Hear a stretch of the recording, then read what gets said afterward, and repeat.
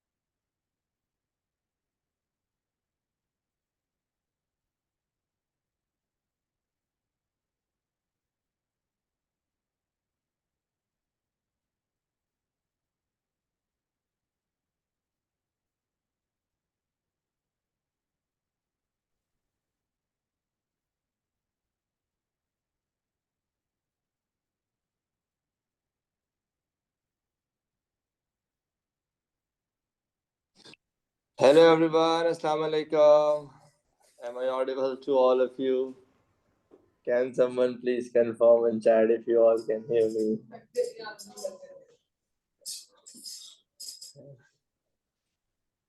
Signature statement में कोई चीज होती है ना? Thank you, Amna, Maheen, Anas, Aliza, for your kind confirmation.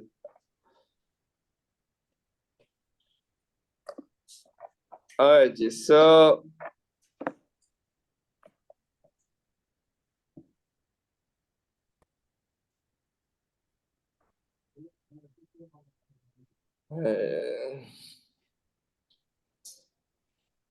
आज इसका काम करते हैं भाई, डायनामिक्स से जान छुड़ाते हैं आज।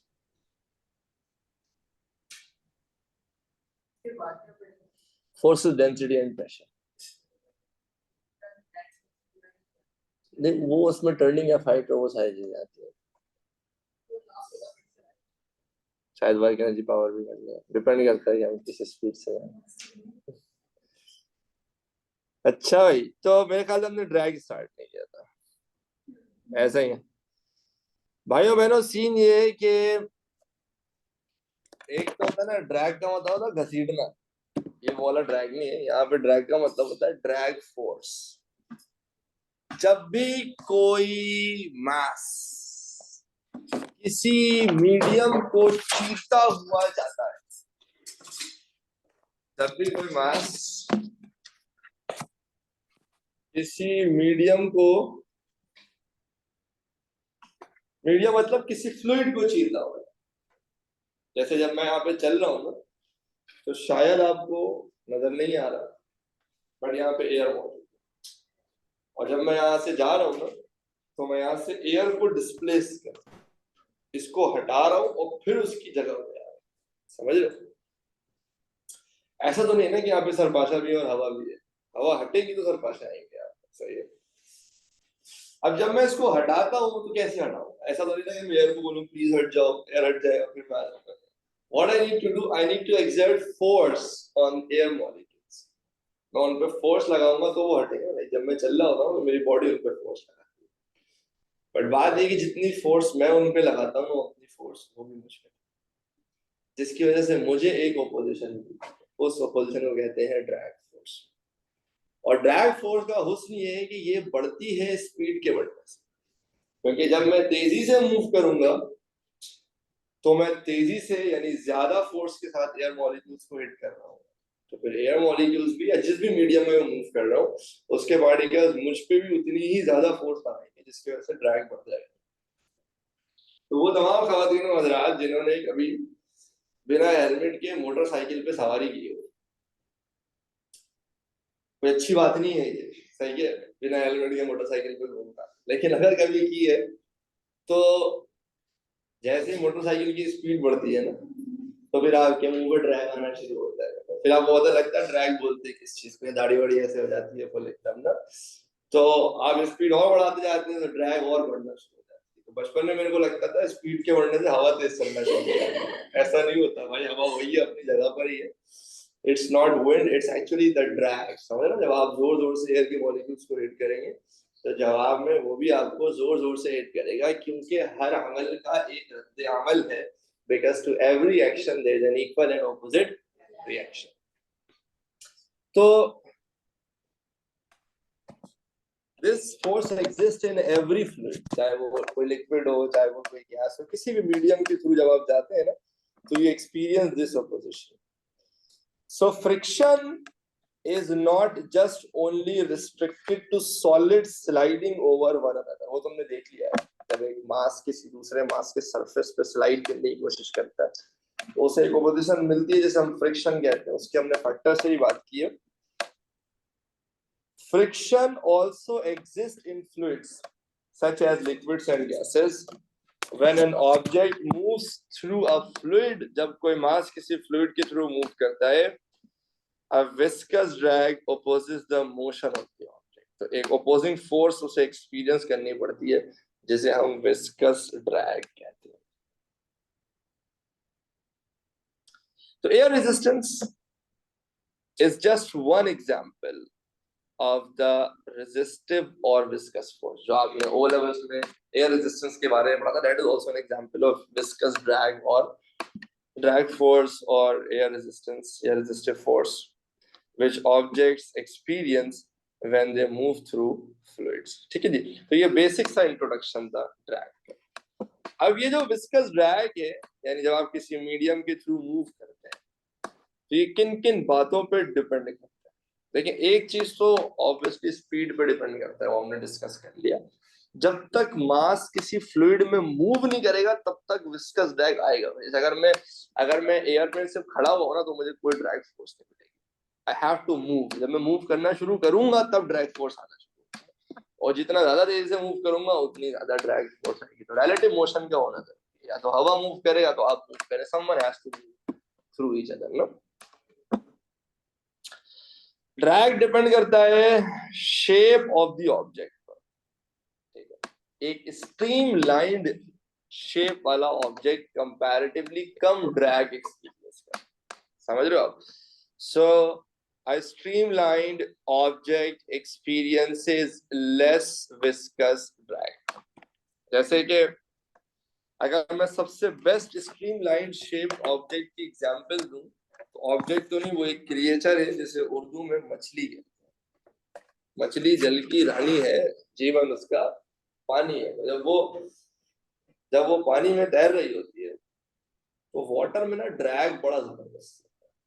ऐसी बात है, पानी एक ठीक ठाक फ्लूइड है भाई, इतना जबरदस्त उसकी क्या कहते हैं विस्कोसिटी इतनी टाइट है, मगर आपने देखा है क्या शपाटर स्पीड से फिश उसमें स्विम कर रही होती है।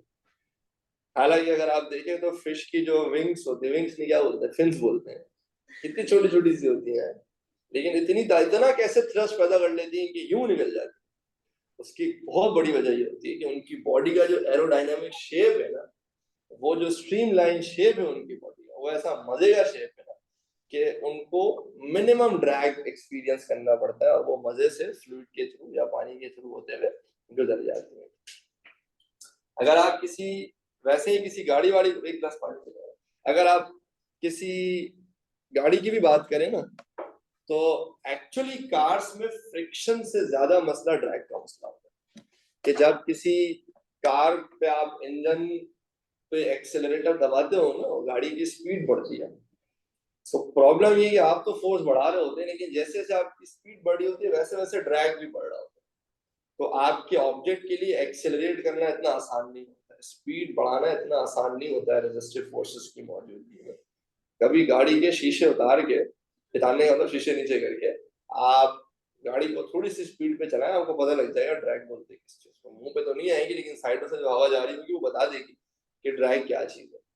तो वो जो गाड़ी की जो विंड स्क्रीन होती है ना, उसकी पूरी इंजीनियरिंग होती है। ऐसे नहीं कि बस शीशा लेके लगा दिया, उसके पीछे पूरी इंजीनियरिंग होती है कि किस तरह जब गाड़ी हाई स्पीड पे मूव करेगी और सामने उसको ड्रैग मिलेगा, तो वो किस तरह से उस एयर को डाइवर्ट करेगी और ये मेक श्योर करेगी कि उसका स्ट्रीमलाइन शेप गाड़ी को कम से कम ड्रैग फोर्स एक्सपीरियंस करवाए।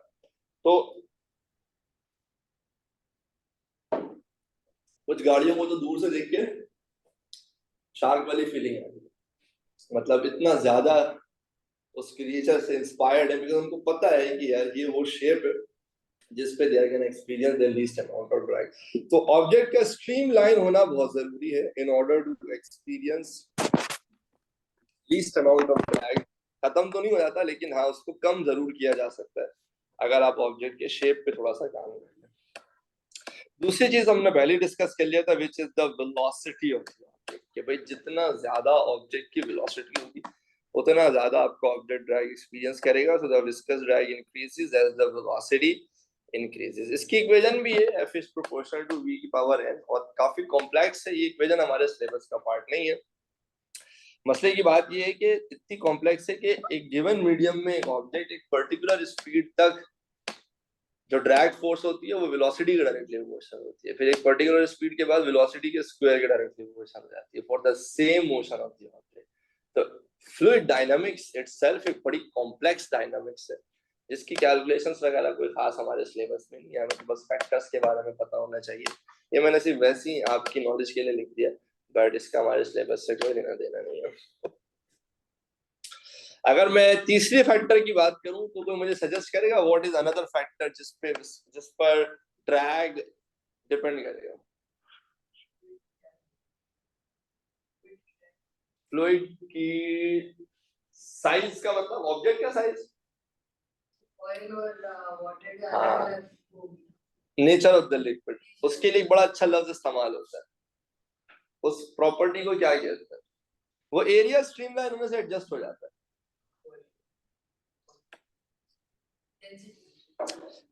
डेंसिटी अक्सर लोगों को लगता है डेंसिटी पर डिपेंड करता है, बट डेंसिटी से अच्छा वर्ड है viscosity.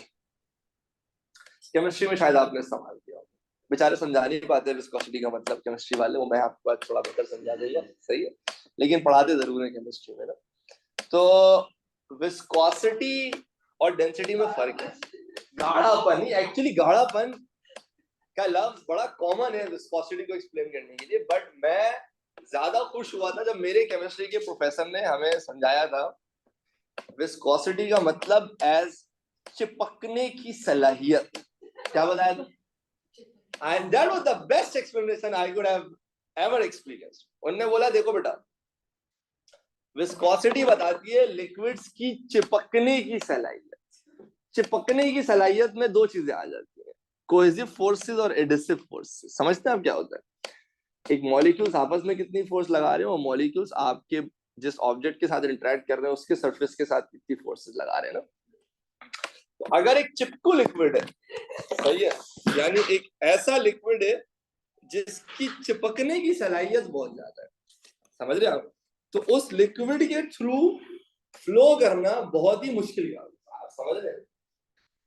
Because viscosity refers to the resistance in the deformation of the liquid. जब एक फ्लूइड है ना, उसके मॉलिक्यूल्स आपस में चिपके हुए हैं, एक बॉन्ड है ना भाई उनके बीच, जब आप उसके थ्रू जाएंगे तो पहले आपको उस लिक्विड को डिफॉर्म करना है, उसको तोड़ना है, फाड़ना है, फिर आप वहां से, बट अगर वो चिपकू हुए तो आपको प्रॉब्लम हो जाएगी। समझ रहे हैं आप मेरी बात? सो एक्चुअली विस्कोसिटी ठीक है, थिकनेस पे डिपेंड करती है, डेंसिटी इज समथिंग एल्स। हाँ ठीक है, आमतौर पर जिस सब्सटेंस की विस्कोसिटी ज्यादा होती है उसकी डेंसिटी भी ज्यादा होती है। Density is more about just compactness of a material, कि भाई mass per unit volume, but viscosity is something that talks about the stickiness, you know, the thickness or the सबसे अच्छा the resistance in deformation of the material। तो इस बात पर depend करती है, कभी जिंदगी में समद बॉन्ड की जरूर स्विमिंग करने की कोशिश कीजिएगा, सही है? तो आपको पता लगेगा विस्कोसिटी बोलते हैं इसको, ठीक है? तो विस्कोसिटी ऑफ द फ्लूइड, तो viscosity is the is the determination of the amount of thickness, stickiness or resistant to deformation of a fluid. तो आमतौर पर ये 3 प्रिंसिपल फैक्टर्स हैं जिन पे आपके ऑब्जेक्ट की यानी जो फ्लूइड में मूव कर रहा है उसकी उस पे लगने वाला ड्रैग डिपेंड करेगा। तो यहाँ तक किसी के दिमाग में कोई सवाल है तो पूछ लें और just right out on chat ताकि हम अगली डिस्कशन पूछ सकें। Can you explain the viscosity part again? Viscosity simply refers to the stickiness of a material. You know how closely bonded the molecules are to each other in a fluid. So when you try to pass through them, you have to first break that bond. You know, you have to first deform that liquid in order to pass through it. So for example, if a liquid has greater viscosity, you're going to experience greater drag force and vice versa.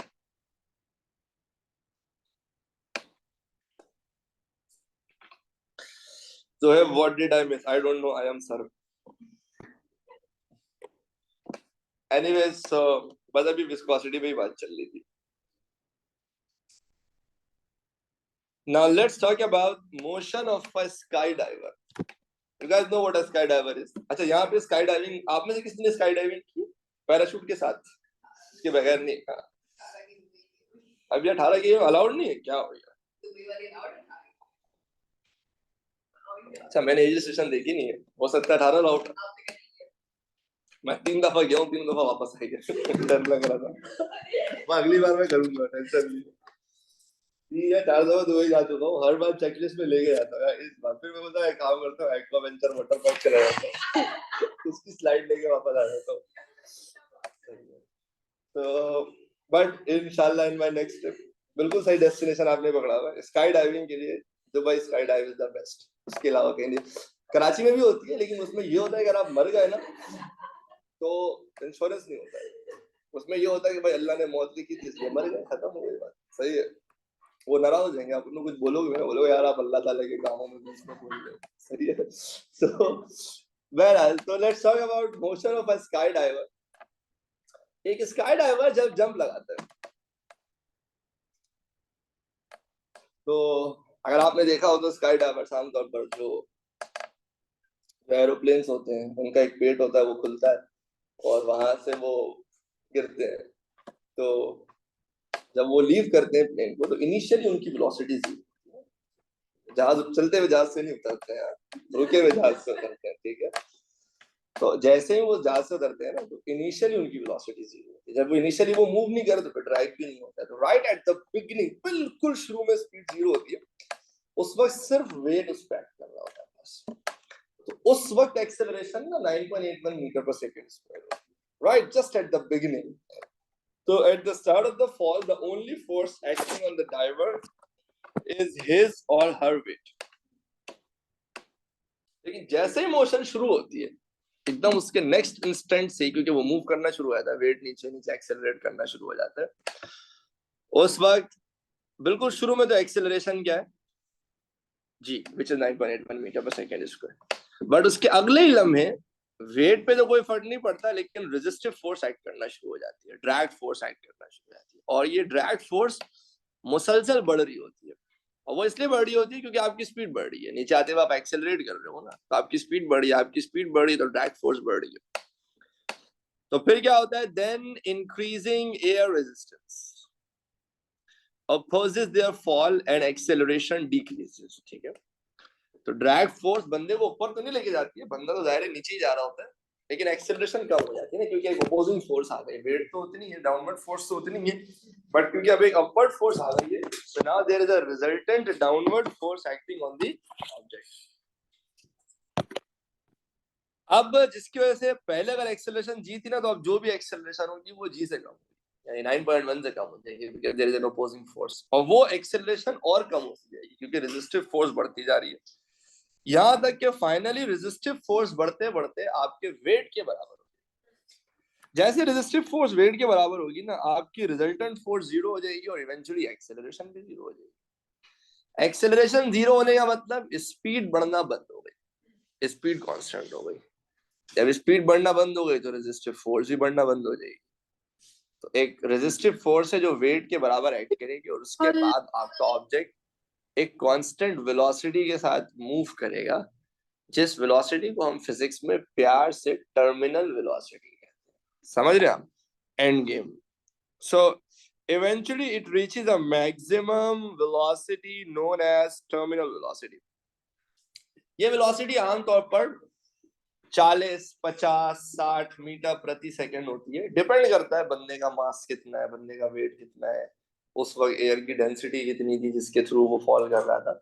बड़े factors in पर depend करता है. But आमतौर पर एक parachutist, अभी जबकि उसने अपना पैराशूट खोला नहीं है, अभी बस वो वैसे ही बस गिर रहा है और फॉल कर रहा है कंटिन्यूसली, तो वो टर्मिनल वेलोसिटी अचीव कर जाता है मोर और लेस 40, 50, 60 की. और उसमें डिपेंड करता है कि उसने अपने आप को कितना स्ट्रीम लाइन किया हुआ, यही बड़ा डिपेंड करता है. अगर उसने बिल्कुल अपने हाथ पांव पूरे फैलाए हुए होते हैं ना, तो वो टर्मिनल वेलोसिटी जल्दी अचीव हो जाता है. वही अगर अपने आप को वो मछली की तरह बना ले, तो फिर उसकी टर्मिनल वेलोसिटी थोड़ा सा देर से अचीव होती है. खैर, तो ये जो 50 मीटर पर सेकेंड की स्पीड है, ये मीटर पर सेकेंड में 50 है, किलोमीटर पर आवर में तो ये 150-150 के बीच में होगी तकरीबन. तो दिस इज मैसिव स्पीड, ठीक है ना. इस स्पीड से अगर कोई ह्यूमन बीइंग किसी सॉलिड सरफेस से इंपैक्ट कर जाए तो वो अमर हो जाएगा. सही है. तो हम नहीं चाह रहे कि वो अमर हो. सही है ना. तो होगा ये कि वो बंदा मजे से टर्मिनल वेलोसिटी से नीचे आ रहा होता है, यहाँ तक कि उसे जमीन दिखाई देखना शुरू हो जाते हैं, और अब उसे ये रियलाइजेशन होती है कि अब लैंडिंग का समय आ गया. तो अगर किस्मत ने साथ दिया तो उसका पैराशूट खुलता है. ठीक है. तो वो क्या करेगा, वो अपना पैराशूट खोलेगा. जैसे ही वो अपना पैराशूट खोलेगा, तो पैराशूट में सीन ये होता है, अगर आपने पैराशूट्स देखे हो तो उनका उनका सीन कुछ इस तरह से होता है कि स्ट्रिंग्स से अटैच होते हैं. एक तो आपने सुना होगा नो स्ट्रिंग्स अटैच होता है, मैनी स्ट्रिंग्स अटैच. तो हो रहा है ये कि मल्टीपल स्ट्रिंग्स होते हैं जिससे बहुत बड़ा पैराशूट अटैच होता है. जैसे वो खुलता है ना, तो a lot of air gets that chance to enter. तो जैसे वो हवा उसमें घुसती है ना एक साथ, तो एक जबरदस्त किस्म का अपवर्ड फोर्स. अच्छा, उस वक्त जाहिर सी बात है आपकी रेजिस्टिव फोर्स, यानी वो जो अपवर्ड आपको फोर्स लगती है, वो आपके वेट से कहीं ज्यादा. तो आपके ऑब्जेक्ट पर एक सब्सटैंशियल अपवर्ड रिजल्टेंट फोर्स जैसे पैराशूट खुलता है.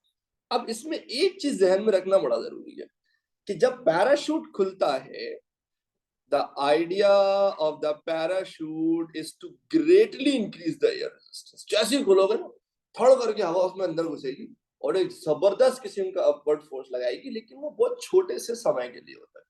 For a very small interval of time एक जबरदस्त अपवर्ड फोर्स लगती है, फिर जाहिर एयर डिस्ट्रीब्यूट हो जाती है वापस से.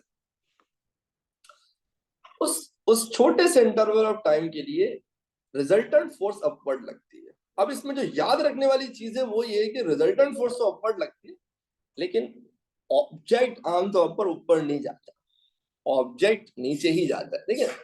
एक ऑब्जेक्ट ऑलरेडी 50 की स्पीड से नीचे जा रहा था, अपवर्ड फोर्स उसे ऊपर नहीं लेके जाएगी, अपवर्ड फोर्स उसे स्लो डाउन करेगी. आप समझ रहे हो? जैसे मैंने अक्सर आप लोगों को बार बार बात समझाने की कोशिश की है कि अगर 100 की स्पीड से चलती हुई गाड़ी पे आप ब्रेक लगाते हैं तो गाड़ी पीछे थोड़ी आ जाती है, गाड़ी जाती तो आगे ही है ना, लेकिन स्लो हो जाती है. बिकॉज ऑलरेडी मूविंग ऑब्जेक्ट पर अगर आप उसकी डायरेक्शन और मोशन की ऑपोजिट फोर्स लगाते हैं तो उससे ऑब्जेक्ट फौरन से पीछे थोड़ी आ जाता है, ऑब्जेक्ट पहले स्लो डाउन होता है.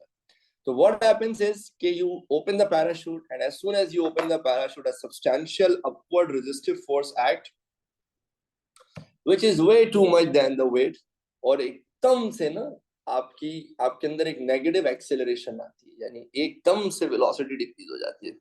और वेलोसिटी कम हो गया आमतौर पर 8, 10, 15 पे आ जाती है, यानी एक ऐसी इंसानों वाली स्पीड पर आ जाती है जिस पर आप शायद चाहें तो सुकून के साथ लैंडिंग कर सकते हैं. ठीक है. सो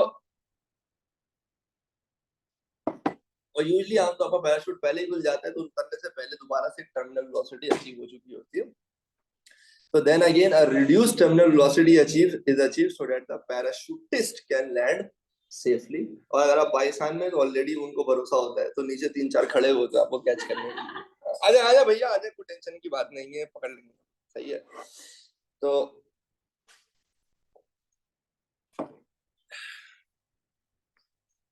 मैं जरा सा ग्राफ एक्सप्लेन करता हूँ, फिर इंशाल्लाह I'll be taking your questions.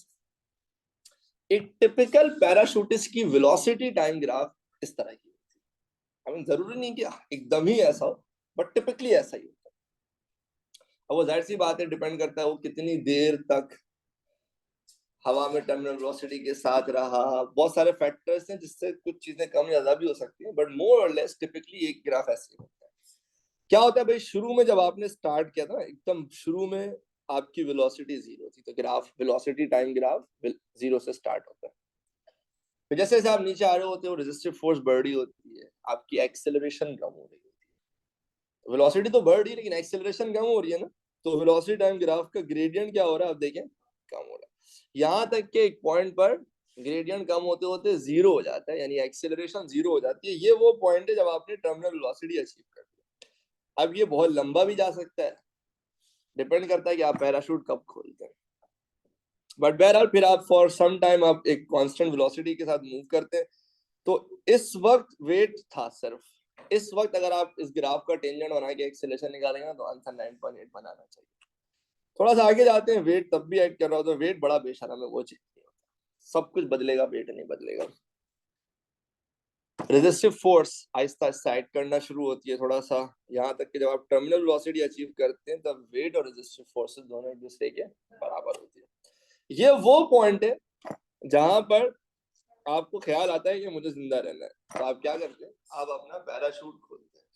तो जैसे आप पैराशूट खोलते हैं, एक जबरदस्त सी अपवर्ड रेजिस्टिव फोर्स एक्ट करती है। नेट एक्सेलरेशन ऊपर की तरफ होती है, यानी ऑब्जेक्ट डिसेलरेट करता है, आपकी वेलोसिटी सब्सटेंशियली रिड्यूस करती है, यहां तक कि फिर नीचे आके दोबारा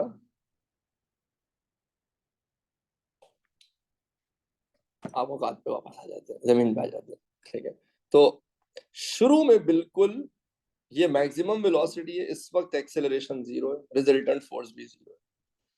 इस वक्त आपकी एक्सेलरेशन लेस देन जी है, इस वक्त आपकी एक्सेलरेशन जी के बराबर है, बिल्कुल शुरू में वेलोसिटी 0 थी। इस वक्त फिर से एक्सेलरेशन 0 हो गई है जब आप दोबारा से एक रिड्यूस टर्मिनल वेलोसिटी अचीव कर चुके। और ये एक पोर्शन था जब झट करके अपवर्ड फोर्स लगी थी, तब आपकी एक्सेलरेशन नेगेटिव हो गई थी, यानी आपके ऑब्जेक्ट ने वेलोसिटी लूज करना शुरू कर दिया था। तो ये एक टिपिकल सा वेलोसिटी टाइम ग्राफ है for an object which is performing skydiving.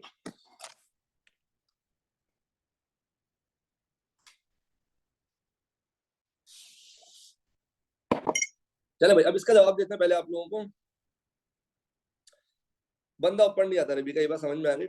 How is initial velocity 0? Initial velocity 0 इसलिए क्योंकि आमतौर पर बस सिंपली वो प्लेन से लीव कर जाते हैं। तो इनिशियली ना यूजली कोई छलांग नहीं मारते हैं कि इनिशियल वेलोसिटी उनके बाद पहले से बस वो प्लेन पे होते हैं, प्लेन रुका हुआ होता है। क्लास में भी कॉलेज में बच्चों को लग रहा था कि चलते हुए प्लेन से गिराते हैं, नहीं भाई, आज जाके स्काई डाइव दुबई की का फेसबुक पेज फॉलो कर लेना, इंस्टाग्राम पेज देख लेना, उसमें हर दूसरे दिन वीडियो आई हुई होती है स्काई डाइविंग की। पहले जहाज रुकता है भाई, रुकता है, फिर वो उस जहाज से उतरते हैं। तो जब जहाज रेस्ट पे था तो बंदा भी रेस्ट पे था ना इनिशियली, तो इनिशियल वेलोसिटी 0 होती है, फिर जवाल का सफर शुरू होता है। Velocity will be increasing. हाँ, एक्सेलरेशन की वैल्यू कम होने से वेलोसिटी थोड़ी कम होती है। एक्सेलरेशन कम होने का मतलब ये होता है rate of change of velocity कम हो गई। यानी अगर पहले एक्सेलरेशन 9.81 थी, यानी पहले 1 सेकंड में 9.8 मीटर पर सेकंड वेलोसिटी बढ़ रही, अब एक्सेलरेशन 5 हो गई है, तो इसका मतलब 1 सेकंड में 5 बढ़ रही है, लेकिन बढ़ी रही है तो ना acceleration.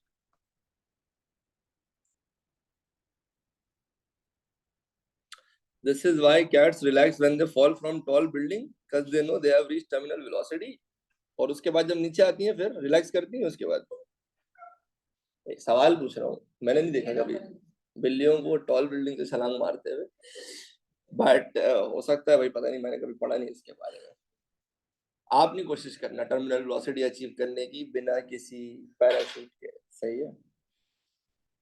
They never die, but we will die, okay? So no need to take inspiration from cats, please, okay? वो उनका काम है भाई, उछलना कूदना, दरख्तों पे चढ़ना, छलांगे मारना, हंटिंग करना। हमारा काम थोड़ी है, हमें मम्मी सुबह पराठे बना के दे देती है, हम तो खा लेते हैं, सही है? तो Sai, can you show live Sir, I have a demonstration? question. Yes, please feel free to ask. Sir previously I had this concept कि जब पैराशूट खुलता है एकदम से उसका सरफेस एरिया इतना ज्यादा बढ़ता है कि बहुत ज्यादा air resistance acts upon it, so is it true और नॉट? बिल्कुल ठीक। सरफेस एरिया बढ़ता है, इसका भी बड़ा रोल है, बट सरफेस एरिया का बहुत बड़ा रोल होता है, इसमें कोई डाउट नहीं है। बट बेस्ट एक्सप्लेनेशन ये होती है कि जैसे ही पैराशूट खुलता है ना, तो एकदम से हवा अंदर घुसती है और उस पर जब पैराशूट के सरफेस पे कोलाइड करती है ना, तो उस पर एक अपवर्ड फोर्स लगाती है। तो जाहिर है एरिया ज्यादा होगा तो हर सरफेस पे फोर्स लगेगी, तो टोटल अपवर्ड फोर्स बढ़ जाएगी।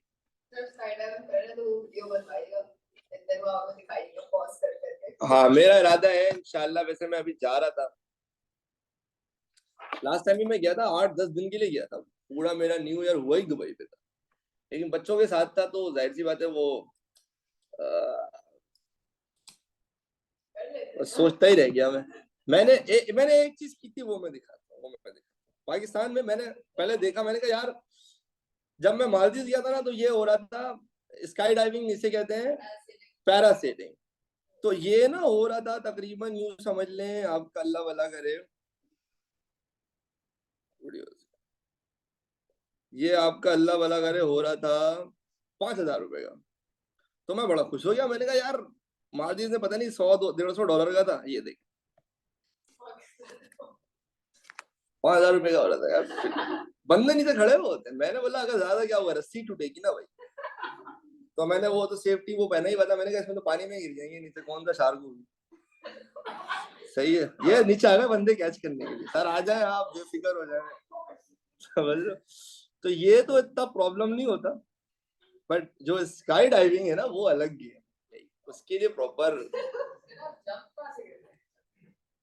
नहीं। I am connected to a bot, तो वो शायद आप देख नहीं पा रही है, वो बोट एक्चुअली मुझे लेके जा रही है, दूसरा एंड ना बोट से connected. This is not Maldives. हाँ, this is Kanpur dam. Maldives में ही $150 का था, यहाँ 5,000 रुपए का था। तो मैंने बोला यही से कर लेता हूँ, बट स्काई डाइव का रिस्क नहीं ले सकता। कहाँ? पहाड़ों से होती है, हाँ, लेकिन वो सेल्फ उसको होती है, लाइक लाइसेंस कंपनी। नहीं, पैराग्लाइडिंग तो बहुत ही फारी चीज है, वो तो जहाज से बैठ जाओ भाई, उससे बेहतर है। सही है वो। इट्स पैराग्लाइडिंग इज लाइक खुली हुई खिड़कियों वाला जहाज, समझ रहे हो, लाइक सर जब पैराशूट ओपन होता है एयर रेजिस्टेंस इतनी बढ़ जाती है कि the resultant force decreases and so does the acceleration, हाँ, इसीलिए रिजल्टेंट उसकी फोर्स वेलोसिटी। डिक्रीजेस नहीं, इवन नेगेटिव हो जाती है, यानी अपवर्ड हो जाती है रिजल्टेंट फोर्स, लेकिन डिक्रीज से पहले भी हो बट रही थी। अपवर्ड होने के बाद जब फॉर स्प्लिट सेकंड जब वो ऊपर मूव करता है उसके बाद क्या होता है? ऊपर नहीं मूव करता वो, लेकिन फोर्स अपवर्ड होती है, बंदा नीचे ही आता है। बंदे की ना स्पीड कम हो जाती है। देखिए अगर बंदा नीचे आता ना, तो ये ग्राफ फिर यूं हो जाता है, नेगेटिव चला जाता है। बंदा कंटिन्यूअसली नीचे ही आ रहा है, समझ रही हैं आप? बंदा किसी भी लम्हे ऊपर नहीं जाता। रेजिस्टिव फोर्स जब बढ़ती है ना, तो रेजिस्टिव फोर्स के बढ़ने से अपवर्ड फोर्स लगती है, अपवर्ड फोर्स इससे डिसेलरेट करती है, जिसपे मैं बार बार एम्फेसाइज कर रहा हूँ ना, कि अपवर्ड फोर्स वेलोसिटी को नेगेटिव नहीं कर देती है, समझ रहे हो? ओपोजिंग फोर्स ऑब्जेक्ट को जरूरी नहीं कि पीछे ही लेके चला जाए। अगर ऑब्जेक्ट ऑलरेडी आगे एक सब्सटेंशियल वेलोसिटी से मूव कर रहा है ना, तो वो उसे स्लो भी कर देती है। हाँ, अगर ये हो कि ड्रैग फोर्स इतनी ज्यादा हो जाए और आपकी स्पीड कम थी, कि अपवर्ड फोर्स, आपकी स्पीड ऑलरेडी पहले इतनी कम थी कि वो, मतलब ऐसा नहीं कि इम्पॉसिबल है कि ऊपर लेके ना जा सके, बट आमतौर पर ऐसा नहीं होता, क्योंकि 50-60 की स्पीड से जब पैराशूट खुलता है ना, ऑलरेडी आपको इतनी डाउनवर्ड वेलोसिटी होती है कि पहले उस डाउनवर्ड को जीरो तो करो, वो जीरो ही नहीं हो पाती, तो ऑब्जेक्ट ऊपर कैसे जाएगा? अगर आप आगे जाती हुई गाड़ी को पीछे लाना चाह रहे हो, तो पहले उसे रेस्ट पे लाना पड़ेगा ना, फिर ही पीछे आएगी ना वो। सर बट डिडंट यू से कि when the parachute opens for a split second एक बहुत कम टाइम पीरियड के लिए वो एकदम से ऊपर जर्क लेता है? एकदम से ऊपर फोर्स लगता है, बंदा ऊपर नहीं जाता। अगर बंदा ऊपर जाता ना, तो ये यूं हो जाता है, ग्राफ नेगेटिव हो जाती है, क्योंकि अगर आप डाउनवर्ड वेलोसिटी को पॉजिटिव ले रहे हैं, तो फिर अपवर्ड वेलोसिटी को आपको नेगेटिव लेना पड़ेगा, बट ऑब्जेक्ट किसी भी मूवमेंट ऊपर नहीं जाता। Okay sir, now it's clear. Okay, thank you. Sir तो रेजिस्टिव फोर्स कभी भी वेट से ज्यादा नहीं हो सकती। होती है ना, रेजिस्टिव फोर्स यहाँ पे वेट से ज्यादा ही तो ही है। तो सर जब एक फोर्स आपके वेट से ज्यादा है और वो अपवर्ड फोर्स है, फिर भी बंदा ऊपर मूव नहीं कर रहा, क्योंकि हाँ, क्योंकि रिजल्टेंट बंदा फोर्स तो अपवर्ड क्योंकि है। क्योंकि बंदा ऑलरेडी नीचे एक्सेलरेट कर रहा है, समझ, बंदा नीचे ऑलरेडी मूव कर रहा है। देखिए मैं आपको इसकी एग्जांपल यूं देता हूँ, जो हम हमेशा कहते हैं ना भाई, एक गाड़ी है ना, वो आगे जा रही है, ठीक है, 50 की स्पीड से। जब आप ब्रेक लगाते हो, फोर्स कहाँ लगती है? बताओ, फोर्स कहाँ लगती है?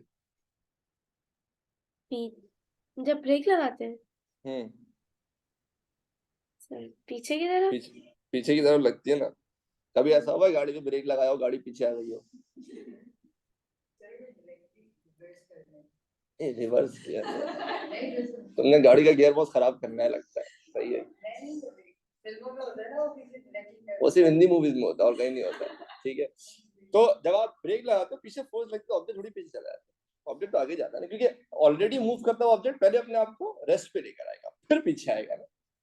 बट पैराशूटिस्ट यूजली रेस्ट पे आ नहीं पाता है, तो पीछे जाने का सवाल पैदा नहीं होता। समझ रही है लीजा?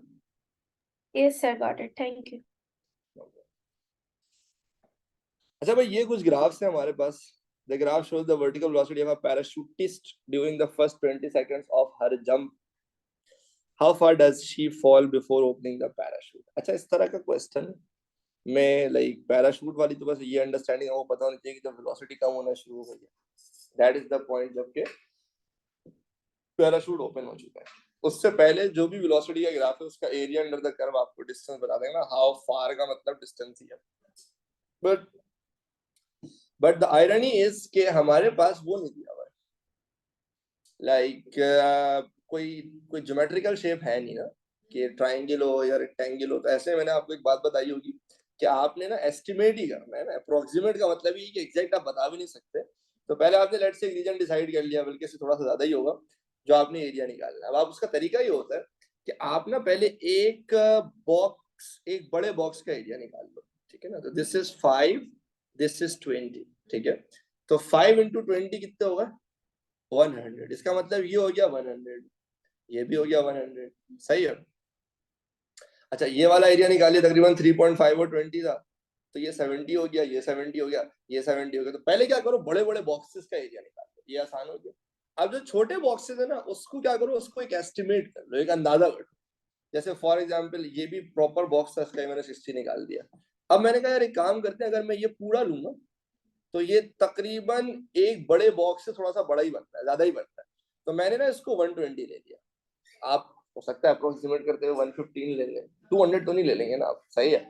तो एक क्या होगा, एक अंदाजे के मुताबिक, अप्रोक्सीमेट का मतलब ही यही ना। इसका मैंने एक अंदाजे के मुताबिक एरिया, मैंने कहा यार एक काम कर देते हैं, तकरीबन नियरली ट्राइंगल बन जाता है। तो एक ट्राइंगल के एरिया के हिसाब से इसका तकरीबन मेरे पास 20 आंसर आ गया। अब मैं क्या करूंगा, इन सबको ऐड कर दूंगा, 100 plus 100 plus 120 plus 70 plus 70 plus 20। तो जब मैं ये सारा एरिया ऐड करूंगा ना, तो मैं एक अप्रोक्सीमेट एरिया निकाल लूंगा। जैसे मेरे केस में अप्रोक्सीमेट एरिया आ रहा है तकरीबन 610।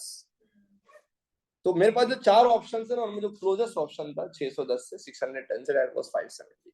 हो सकता है जब आप क्वेश्चन सॉल्व करें आपके पास 580 आ रहा हो सकता है 590 आ रहा हो, लेकिन ऐसा नहीं होगा ना कि अप्रोक्सीमेट करते करते आपका आंसर 800 आ जाए। मतलब 15 20 25 का ही डिफरेंस होगा ना। तो 570 के बाद जो बाकी ऑप्शन थे ना, जो करेक्ट ऑप्शन के अलावा जो ऑप्शन थे, वो 570 से अच्छे खासे दूर है, 390 710 770। तो आपको कोई प्रॉब्लम नहीं है।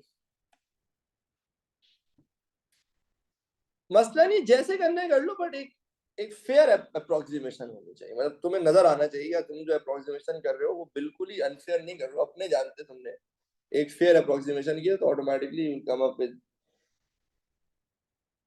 ऐसे भी कर सकते हैं, मेरे ख्याल पे दो हिस्सों में तोड़ लेना। पहले इसको एक ट्रेपीजियम का कंसीडर कर लो, सही ना, इसको एक ट्राइंगल अज्यूम कर लो, फिर इसको एक अलग कर लो, वो ज्यादा बेहतर है। बिल्कुल ही यूं कर देना थोड़ा सा गलत हो जाएगा ना, अच्छा खासा डिफरेंस आ जाएगा। समझ रहे हैं?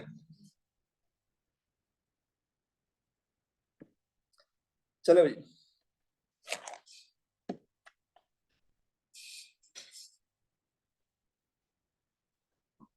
जल्दी जल्दी आंसर बताएं इसके।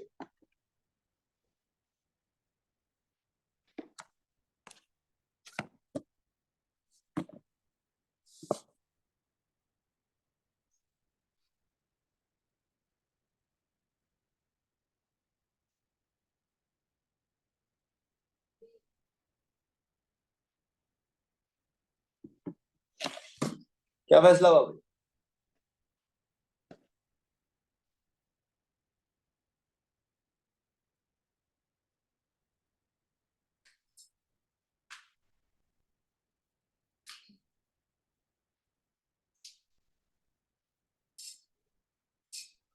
सब पे आंसर बी आ रहा है, यहाँ फिजिकली बैठे हुए लोगों का भी आंसर बी आ रहा है। देखो वक्त के साथ साथ क्या हो रही है, रेजिस्टिव फोर्स बढ़ रही है ना, रेजिस्टिव फोर्स बढ़ रही है। आधा की रेजिस्टिव फोर्स जब कांस्टेंट होती है ना, ये वो पॉइंट होता है जब रेजिस्टिव फोर्स किसके बराबर हो जाती है, वेट के बराबर हो जाती है, तब रेजिस्टिव फोर्स कांस्टेंट हो जाती है। तो किस पॉइंट पे बॉल की स्पीड जीरो है, मेरे ख्याल से स्पीड उस वक्त जीरो होगी जब रेजिस्टिव फोर्स जीरो है, ठीक है, स्पीड ही नहीं तो रेजिस्टिव फोर्स भी नहीं, तो दैट इज T1। फिर किस पॉइंट पे स्पीड मैक्सिमम है, जब आपकी रेजिस्टिव फोर्स कांस्टेंट हो चुकी है, विच इज T2। और मैक्सिमम स्पीड कुछ किस वक्त है, वो भी T2 पर है। और zero acceleration, that is also at maximum speed, तो बिल्कुल ठीक है, सी यानी के वो बी यानी कि T1, T2 और T2 is the correct option. समझाता हूँ, आपको ये बात समझ में आ रही है? आहिस्ता आहिस्ता रेजिस्टिव फोर्स बढ़ रही है, यहाँ देखिए रेजिस्टिव फोर्स कांस्टेंट हो गई। ये जब कांस्टेंट हुई ना, इस वक्त अगर फॉर एग्जांपल मैं फोर्स की वैल्यू रीड करने की कोशिश करूंगा ना, तो that value is going to be equal to the weight of the object. अगर आप इसको चेक करेंगे ना, तो ये किसके बराबर निकलेगा, ये वेट के बराबर आएगा, तभी रेजिस्टिव फोर्स कांस्टेंट होती है ना, ठीक है। तो ये जिस पॉइंट पर हो रहा है, दिस इज एट T2, ठीक है ना। जब आपका रेजिस्टिव फोर्स वेट के बराबर हो जाता है ना, उस वक्त आपकी एक्सेलरेशन जीरो हो जाती है और स्पीड मैक्सिमम हो जाती है। ये बात समझ में आती है? तो एट T2 आपकी स्पीड मैक्सिमम है और एक्सेलरेशन जीरो है, terminal speed occurs at maximum speed, ठीक है। अच्छा, स्पीड जीरो कब थी, जब आपकी रेजिस्टिव फोर्स जीरो थी, विच इज T1, ठीक है, क्योंकि जब आपने मूव करना शुरू किया था उस वक्त आपकी स्पीड जीरो थी, तो रेजिस्टिव फोर्स भी जीरो थी, इसलिए T1 इज द पॉइंट जबकि स्पीड जीरो है, तो B is the correct option. ये भाई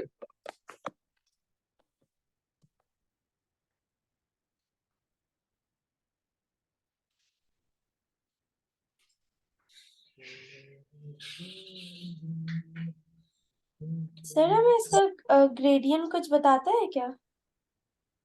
एक्सेलरेशन का फोर्स टाइम ग्राफ। एरिया बताता है, change in momentum, gradient rate of change of force as such कोई खास नहीं। ओके।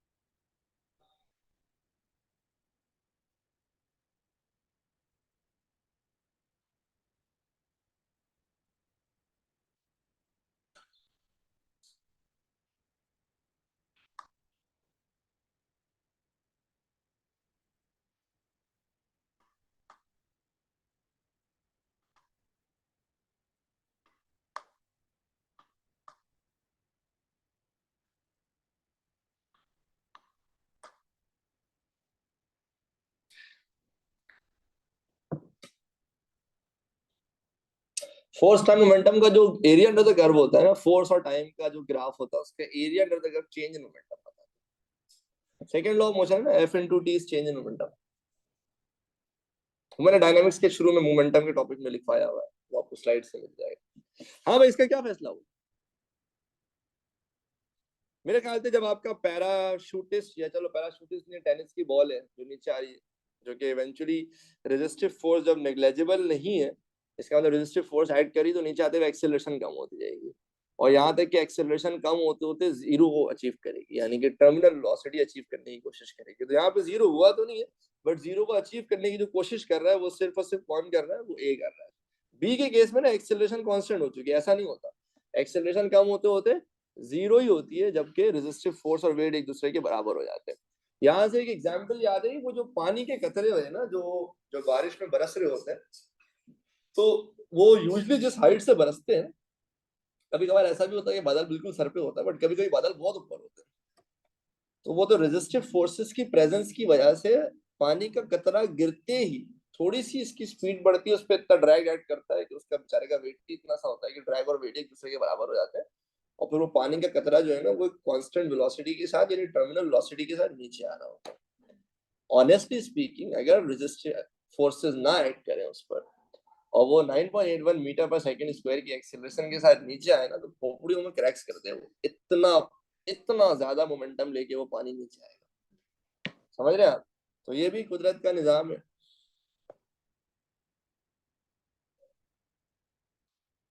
चलिए बेटा ये ट्राई करें।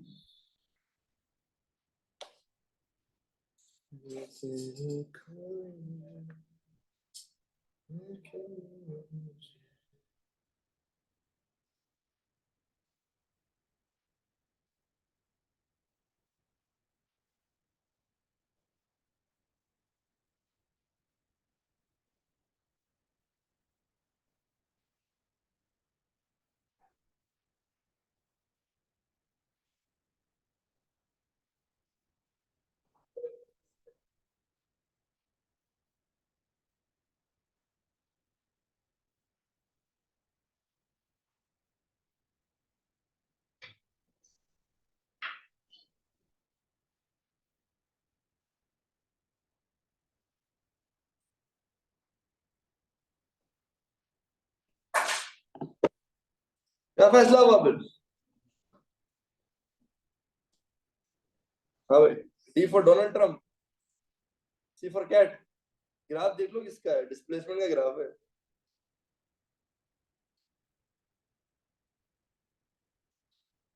जो इसके ग्रेडियंट के साथ हो रहा होगा ना, वो वेलोसिटी के साथ होगा। तो आपके सामने एक काम करते हैं, पहले जब एक object free fall motion perform कर रहा होता है, यहाँ पे भी रेजिस्टिव फोर्स क्या है, टर्मिनल वेलोसिटी अचीव कर चुका है ना, तो वेलोसिटी का ग्राफ कैसा होता है? इस तरह का होता है।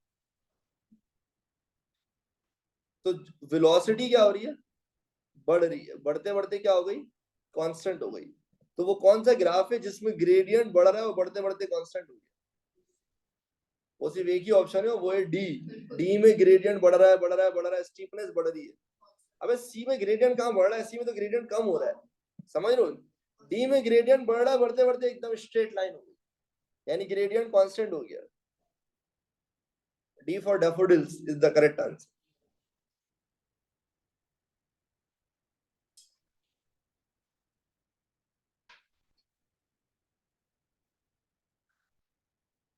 आर यू ऑल विद मी?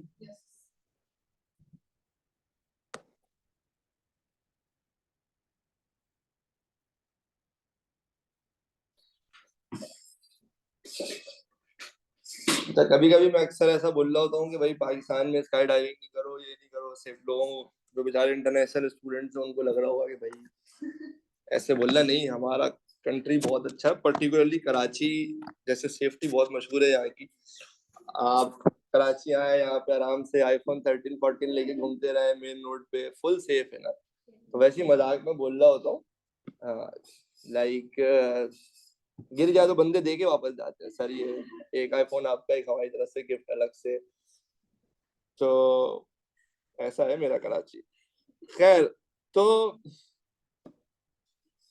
इस क्वेश्चन को ट्राई करें।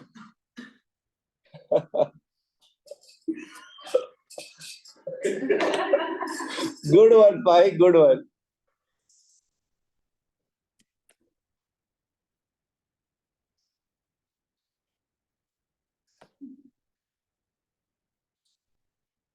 नहीं मनाइल, कराची जो है ना, वो कराची में कोई पान वान भी नहीं खाता है। यहाँ पे बिल्कुल सफाई सुथराई जबरदस्त होती है। दिन में 3 4 दफा रोड पे झाड़ू लगता है, समझ रहे हो आप? वो ये नहीं कि हालात खराब हुए, दुकानें बंद करा दी, कुछ भी नहीं होता है यहाँ पे। Best place to live. तो चले चले इस क्वेश्चन को सॉल्व करें भाई, कुछ लोगों के आंसर आएगा।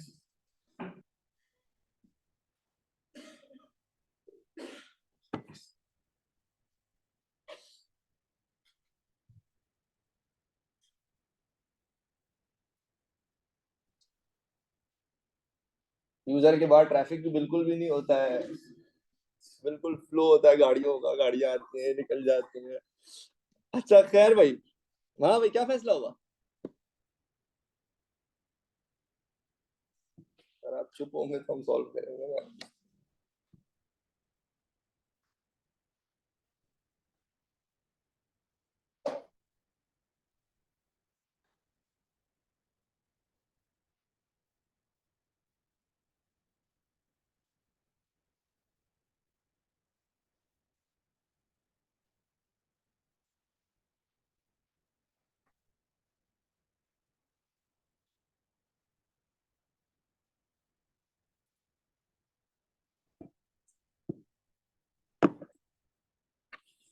नहीं बना डी, कुछ लोगों का सी आ रहा है, कुछ लोगों का डी आ रहा है। खैर यहाँ पे D is the correct option. पढ़ के पूरा समझाऊंगा एक एक करके। एक रेन ड्रॉप नीचे आ रहा है रेस्ट से हवा में। The variation with time T of the speed of the rain drop is shown in the graph which statement about the rain drop is correct. At point x the rain drop has an acceleration of 9 point.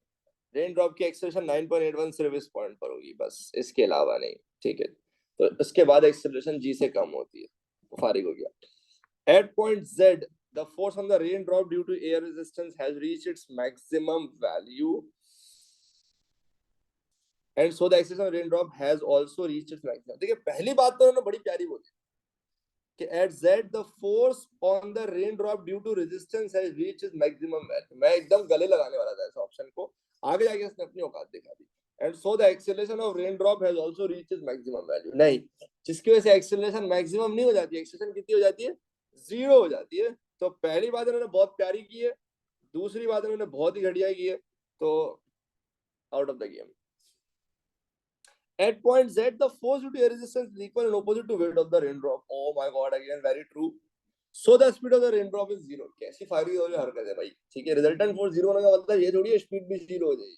तो again उन्होंने पहले बहुत अच्छी बात की थी, they got me in the first half, but then बहुत ही कोई बड़ी भी बात कर दी इन्होंने कि Z पे जो है ना स्पीड 0 होगा। स्पीड 0 थोड़ी है ये, मैक्सिमम स्पीड होती है जैसे हम टर्मिनल स्पीड के। आखिरी बात, resultant force on the raindrop at y is less than the resultant force on the raindrop at x। बिल्कुल, जब वक्त के साथ साथ ग्रेडियंट कम हो रहा है, एक्सेलरेशन कम हो रही है, उसकी वजह यही है कि रिजल्टेंट फोर्स कम हो रही है। सो या D is the correct option. Are you all with me? Khalid भाई समझ आ रहा है आपको कि किसी टॉपिक से रिलेटेड नहीं है, ये तुमको समझ आना चाहिए।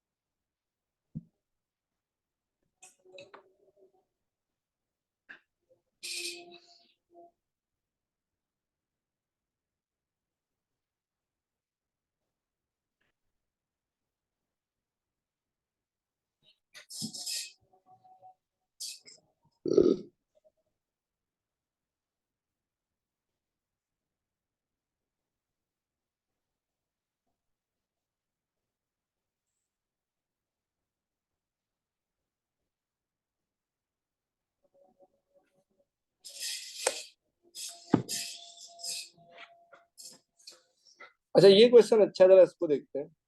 जिसलिए मैं जरा रुक गया था, वो ये कि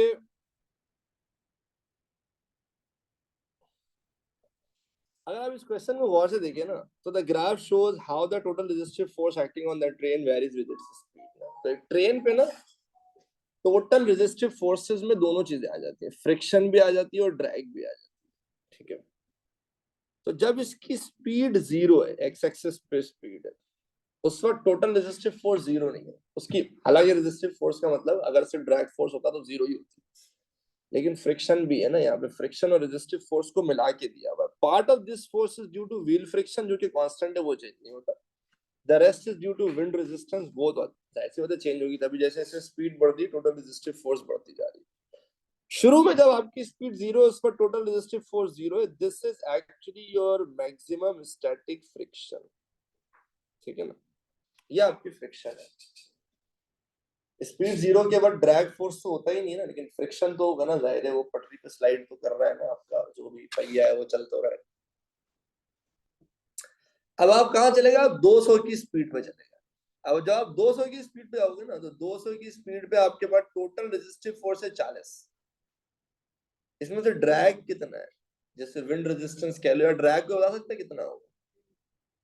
40 में से हमें क्या माइनस करना पड़ेगा, मेरे ख्याल से अगर मैं इसमें से 8 माइनस कर दूं विंड रेजिस्टेंस में, यानी इस टोटल रेजिस्टिव फोर्स में से 8 जो कि फ्रिक्शन थी वो माइनस कर दो, तो मुझे क्या मिल जाएगा, मुझे विंड रेजिस्टेंस मिल जाएगी विच इज 32। तो मुझे रेशो चाहिए विंड रेजिस्टेंस यानी ड्रैग फोर्स का व्हील फ्रिक्शन के साथ, तो 32/8 का मतलब 4, so D is the correct option. समझ रहे आप लोग मेरी बात। तो कुछ इक्का दुक्का एमसीक्यूज और भी हैं जिनके बारे में आई वुड वांट कि आप लोग थोड़ा सा एक दो एमसीक्यू घर पे भी ट्राई कर लीजिएगा। ये सारे मैंने स्लाइड्स अपलोड कर दिए। अगली क्लास से इंशाल्लाह इरादा है टर्निंग इफेक्ट को स्टार्ट करने का, व्हिच इज यानी नया चैप्टर स्टार्ट हो जाएगा, which is forces, density and pressure, ठीक है जी। तो डायनामिक्स के पास पर सब खींचना शुरू करते हैं, ठीक है। अपना ख्याल रखिएगा, अल्लाह हाफ़िज़।